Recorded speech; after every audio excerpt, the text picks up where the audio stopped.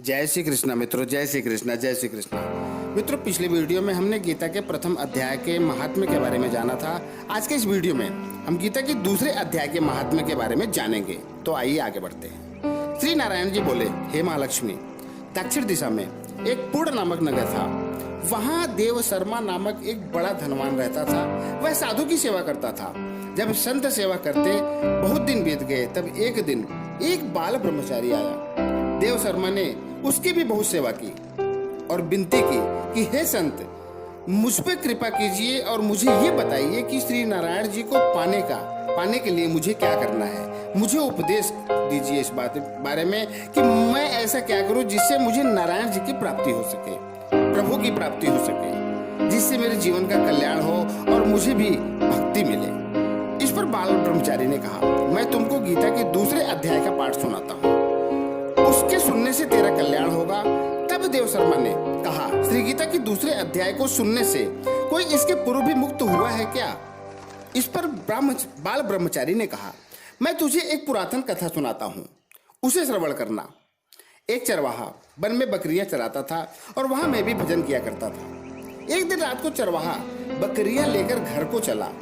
मार्ग में एक शेर बैठा था। एक बकरी सबसे आगे चली जा रही थी। उसे देख शेर भाग गया। तब चरवाहा वह आश्चर्य देखकर बड़ा ही चकित हुआ और मैं भी वही खड़ा हुआ था। उस चरवाहे ने मुझे देखकर मुझसे पूछा कि मैंने यह आश्चर्य देखा कि बकरी को देखकर शेर डरकर भाग गया, इसके पीछे का क्या कारण है? आप तो त्रिकालदर्शी हैं, कृपया आप मुझे इसका कारण बतलाइए। इस पर संत ने कहा, हे चरवाहे, मैं तुझे इसकी पिछली बार का कथा सुनाता हूँ। यह बकरी पिछले जन्म में डायन थी। जब इसका भरता मर गया तब यह बड़ी डायन हुई, जिसे सुंदर लड़के को देखती उसको खा लेती। यह शेर पिछले जन्म में बहेलिया था। यह पक्षी पकड़ने वन में गया था और डायन वन को गई थी। वहाँ डायन ने उस बहेलिये को खा लिया। अब वही बहेलिया सिंह हुआ है और वह डायन यह बकरी हुई है। सिंह को पिछले जन्म की खबर है, इसलिए बकरी को देखकर सिंह ने जाना कि अब मुझे भी खाने आई है। तब चरवाहे ने कहा कि मैं पिछले जन्म में कौन था?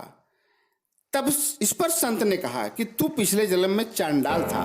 तब चरवाहे ने कहा, ब्रह्मचारी जी, कोई ऐसा उपाय है क्या जिससे हम तीनों ही इस अधम से छूट जाएं? तब ब्रह्मचारी ने कहा, हम तुम तीनों का उद्धार करते हैं। एक वार्ता मेरी से सुनो। मैं जो कहता हूँ उसे ध्यान पूर्वक सुनो। प्रथम एक पर्वत की कंदरा में एक शिला थी। उस पर श्री गीता जी का दूसरा अध्याय लिखा हुआ था। मैंने उन अक्षरों को उस शिला पर देखा था। अब मैं तुमको वचन और कर्म सुनाता हूँ, तुम श्रवण करो। संत जी ने गीता के अक्षर सुनाए। तब उसी समय तत्काल ही आकाश से विमान आया। उन सबों को विमान पर चढ़ाकर बैकुंठ ले गया। अदम देह से छूटकर देव देह पाए और देव शर्मा भी गीता ज्ञान को सुनकर मुक्त हुआ। देव देह पाकर बैकुंठ को गया। तब श्री नारायण जी ने कहा, हे लक्ष्मी, जो मनुष्य श्री गीता जी के ज्ञान को पढ़े, उन्हें वह अवश्य मुक्ति को प्राप्त होता है। दोस्तों, जहाँ तक मैं समझता हूँ कि गीता के दूसरे अध्याय का महात्म्य आप लोगों को समझ में आ गया होगा कि प्रभु ने क्या बोला कि जो मनुष्य सिर्फ गीता जी के ज्ञान को पढ़े, उन्हें वह अवश्य मुक्ति को प्राप्त होता है।